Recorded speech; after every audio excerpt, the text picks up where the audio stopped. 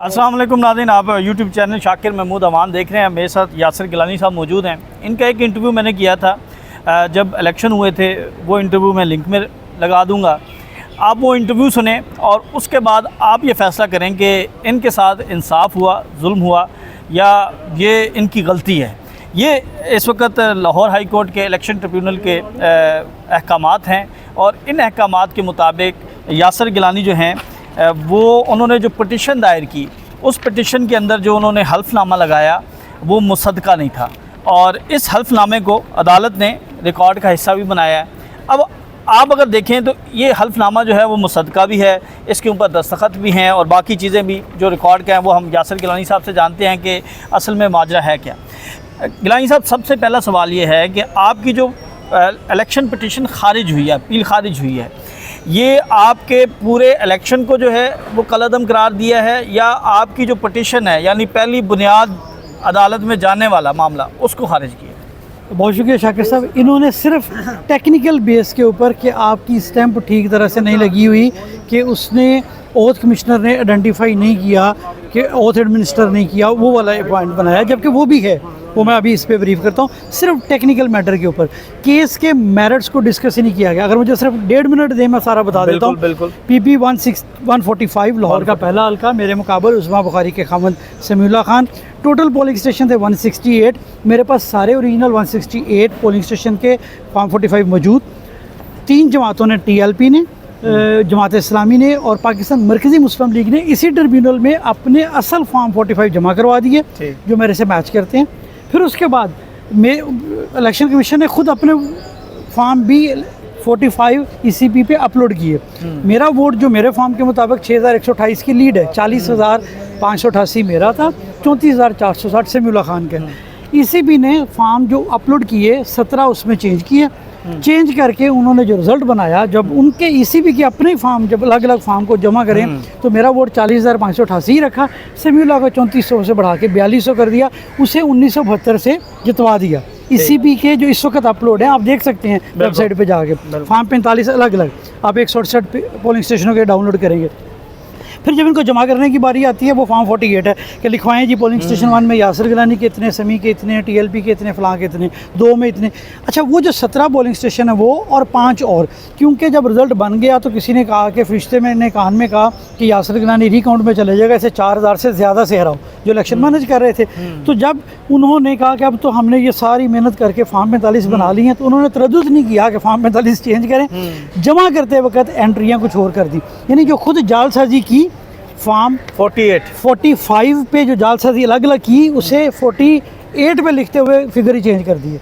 तो 146 तो हमारे सेम हो गए, तो ये टोटल 22 हैं। तो अदालत ने इसका भी नोटिस लिया कि फॉर्म 47 का नतीजा और है, फॉर्म 48 का नतीजा और है। 48 पे मुझे मेरे वोट फिर और कम कर दिए, 40,000 कर दिए और इसके फिर 42,000 से बढ़ा के तो 4,000, मेरे 38,000 कर दिए, तो 4,316 से बढ़ा दिया। यानी अपने 2 नतीजे हैं, फॉर्म 48 पे समीउल्लाह को जिता रहे हैं 4,316 पे, और ECP के अपने फॉर्म 45 पे उसको जिता रहे हैं 1972 पे, जबकि TLP मेरे अपने जमात इस्लामी पाकिस्तान मरकज़ी मुस्लिम लीग असल फॉर्म के मुताबिक ये हार गए 6128 से। ये तो था केस जिसको टच ही नहीं किया गया।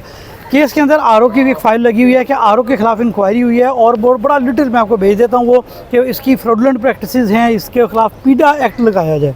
बड़ी स्ट्रॉन्ग उसके खिलाफ इंक्वायरी हुई है। अभी 1 महीना नहीं हुआ, समीउल्लाह खान के कोई रेफरेंस के साथ कह के तो उन्होंने उसको लगवा दिया, RO लगवा दिया गया वो भी। ये सारे मैटर्स मेरी फ़ाइल में मौजूद हैं, किसी को नहीं देखा गया। अब आते हैं इस फैसले की तरफ। ये फैसला भी सेल्फ कॉन्ट्राडिक्टरी है। अपने इस फैसले में सुल्तान तनवीर साहब ने, जो कि जज हैं, जो कि 1.25 साल के बाद जाके सिर्फ ये फैसला किया कि ये स्टैंप ठीक नहीं लगी हुई। अच्छा, इलेक्शन पटिशन को टेस्ट करना होता है, एक तो पटिशनर ने खुद वेरीफाई करना होता है और ओथ कमिश्नर से कराना है। मेरी जो पेज नंबर 18 जो इन्होंने लगाया हुआ है वो है मेरे पटिशन का आखिरी सफ़ा। ये यहाँ पे मैं दिखा रहा हूँ आपको, ये इसके नीचे लिखा हुआ है इन्होंने कि इसको अटेस्ट नहीं किया, सिंपल एक रबर स्टैंप है। तो रबर स्टैंप भी है, वो स्टील की स्टैंप है या क्या है, और ये देखिए इसके ऊपर अटेस्टेड लिखा हुआ है। बिल्कुल लिखा हुआ ये ऊपर ओथ कमिश्नर की स्टैंप है और ये अटेस्टेड भी है। अच्छा, ये होती है अटेस्टेशन, क्योंकि रूल ये कहता है कि सिविल प्रोसीजर एक्ट के तहत, सिविल प्रोसीजर एक्ट में पटिशन को करना है। ये मैंने भी किया हुआ है अंडर ओथ, ये मेरे लॉयर ने भी किया हुआ है, ये फिर मैंने किया हुआ अंडर ओथ, और ये सारे इसकी भी है ओथ कमिश्नर की गोल्ड स्टैंप भी है, और ये रबर स्टैंप जिसको कह रहे हैं अटेस्टेड, देखिए साइन किए हुए हैं, नीचे उसकी स्टैंप है। अच्छा, जब आप लगाते हैं ना एफिडेविट, एफिडेविट को ओथ एडमिनिस्टर करना होता है, ओथ कमिश्नर ने बताना होता है कि ये बंदा मेरे सामने आया। ये सारी की सारी पिटीशन जिसको वो कह रहे हैं कि नहीं किया, इन्हीं पेजेस को मैंने उस दोबारा से लगे हुए हैं, रिप्रोड्यूस हुए हुए हैं। ये पेज नंबर जो 28 लिखा है, ये सारी की सारी पिटीशन अंडर एफिडेविट भी लगाना होती है। फिर जब अंडर एफिडेविट दोबारा से नए पेज शुरू हुए, पेज नंबर 19 से लेके पेज नंबर 28 तक, ये जो इन्होंने खुद ही साथ लगाया है और इसका भी हवाला दिया। अब यहाँ पे आ जाए, यहाँ पे मेरे भी हैं, मैंने करना है, पिटिशनर ने किया हुआ है। ये गोल्ड स्टैंप है ओथ कमिश्नर की, और ये नीचे वाली स्टैंप है, ये आपको मैं साफ कॉपी भी भेजता हूँ। इसके ऊपर लिखा हुआ है declared under oath before me, declared on oath before me. ठीक, ये बिफोर मी का मतलब है मेरे सामने, तो यही वो ऑब्जेक्शन लगाना कि जी यहाँ पे ये नहीं किया कि मेरे सामने आके नहीं किया, तो भी मैं उसके सामने मौजूद था, ID कार्ड दे के उसने किया है।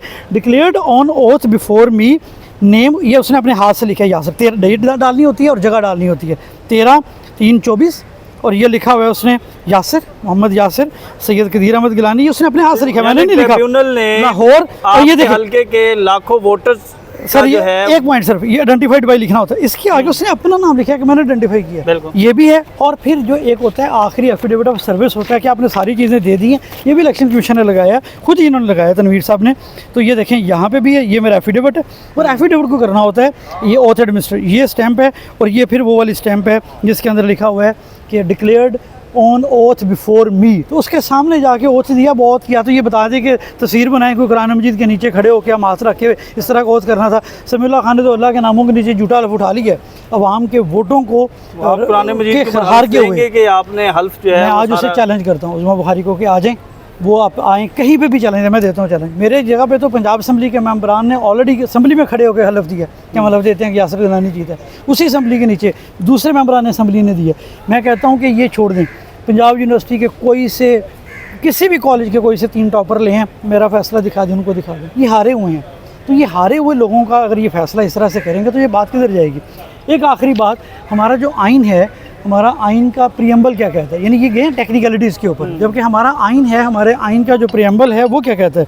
हमारा आइन कहता है कि अवाम के चूज़न रिप्रेजेंटेटिव्स होंगे। हाँ, पहला पॉइंट है, पहला पैराग्राफ है, हाकमियत अल्लाह की है और लोग उसको इस्तेमाल करेंगे अल्लाह ताला की दी हुई हदूद की के अंदर। लोग कैसे करेंगे? दूसरे नंबर पर will of people. Will of people तो इमरान खान के साथ थी, यासिर गिलानी तो मैं तो अपने आप को अपना वोट भी नहीं डाल सका, ये सारे वोट इमरान खान के थे। Will of people Imran Khan के साथ है, लेकिन इन्होंने उसको भी डिनाई किया। दूसरे पैराग्राफ में ये है। तीसरे में लिखा हुआ है इसकी इख्तियार को कौन इस्तेमाल करेगा? चूज़न रिप्रेजेंटेटिव ऑफ पीपल, जो मुंतखब हैं। यहाँ पे सारे फॉर्म 47 के जाली नुमाइंदे हैं। तो आइन का जो प्रियम्बल है, जो आइन का दिबाचा है, जो पेश लफ्ज़ है, उसके अंदर जो बुनियादी रूह है वो उन्होंने निकाल ली है, और मोहर सही लगी है, इधर नहीं लगी, इधर लगी है, इसके ऊपर ये चले गए। और चौथे में फिर क्या लिखा हुआ है? चौथे में भी है डेमोक्रेसी, फ्रीडम की बात है, ना डेमोक्रेसी और ना फ्रीडम है। तो यही हकीकी है। यानी पहले 4 जुमले आइन के दिबाचे के, जो कि रूह है आइन की, वो बात करता है जमहूरियत की, आवाम के चूज़न रिप्रेजेंटेटिव्स की, विल ऑफ पीपल की, लोगों की। तो ना लोगों की विल देखी गई। तो इमरान खान के साथ विल थी, वो जेल में है, और जिन लोगों को रिजेक्ट किया था, नवाज शरीफ यहाँ से हारा हुआ है जिस तरह से आपको पता है, और सारे लोग हारे हुए हैं, वो आज इख्तियार में बैठे हुए हैं। अब इस फैसले को क्या आप चैलेंज करेंगे? ये मैं हाई कोर्ट में खड़ा हूँ, यहाँ पे तो कोई इंसाफ नहीं रहने वाला। अल्लाह की अदालत लगेगी, अल्लाह की अदालत जब लगेगी, मैं इंशाल्लाह सुल्तान तमीर के गिरबान पे अपना हाथ डालूंगा, क्योंकि उस वक्त मुझे कोई नहीं रोकेगा, ना यहाँ की पुलिस रोकेगी, ना कोई और रोकेगा। तो उस वक्त अल्लाह की अदालत में ज़रूर मेरा हाथ होगा और सुल्तान तमीर का गिरबान होगा। आपकी बारी आ जाएगी आज सर, अल्लाह की अदालत से उम्मीद है जैसे वो करेंगे। और दूसरा यहाँ पे आवाज़ जो है उठाते रहेंगे, सुप्रीम कोर्ट में जाएंगे। उम्मीद करते हैं 26 आईनी तरमीम के बाद जो हालात हैं अदालतों के वो आपके सामने हैं, लेकिन फिर भी हम आवाज़ बुलंद करते रहेंगे, और ये आवाज़ ही बुलंद कर रहे हैं। मेरा काम है, मुझे हुक्म अज़ा ला इलाहा इल्लल्लाह। हम कोई मलेशिया तो नहीं है, हम कोई फोर्स तो नहीं है कि हम डंडा सोटा और गन लेके आ जाएं। तो ये उन्होंने तो गन तक भी लिए हैं, हमारे ऊपर मार भी दिए, तो लेकिन हमने आवाज़ बुलंद करनी है। मुझे हुक्म अज़ा ला इलाहा इल्लल्लाह। यासिर गिलानी साहब हमारे साथ मौजूद थे। इन्होंने अपना मुद्दा, अपना मुकदमा आपके सामने रखा। मैंने ज़ाती तौर पर इनके फॉर्म 45 जो है वो देखे थे, और उस वक़्त एक बड़ा तफसील से प्रोग्राम भी किया था, एक फॉर्म 45 आपको दिखाया था। और आज सिर्फ इस बुनियाद पर इनकी जो अपील थी वो खारिज कर दी गई कि अटेस्टेड नहीं है, जबकि ये दावा कर रहे हैं कि अटेस्टेड भी है, तमाम रिकॉर्ड जो है वो दुरुस्त है, लेकिन क्योंकि कोई वजह नहीं मिली और इसको वजह बनाकर जो है वो उनकी दरख्वास्त जो है वो अपील मुस्तरद कर दी गई है। अब खौफनाक बात यह है कि इस सारे मामले को 1.25 साल लगा। अगर आप ये समझते थे कि ये अटेस्टेड नहीं है तो ये दूसरे दिन 5वें दिन महीने तक खारिज हो सकती थी, लेकिन 1.25 साल इसको इल्तिवा में रखा गया और अब ये सुप्रीम कोर्ट जाएंगे और सुप्रीम कोर्ट में इनका जो फ़ैसला है वो अगले इलेक्शन तक पर भी मुश्किल होता दिखाई दे रहा है, क्योंकि माजी में इस तरह हो चुका है। अगली वीडियो तक के लिए हमें इजाज़त दें। अल्लाह हाफ़िज़।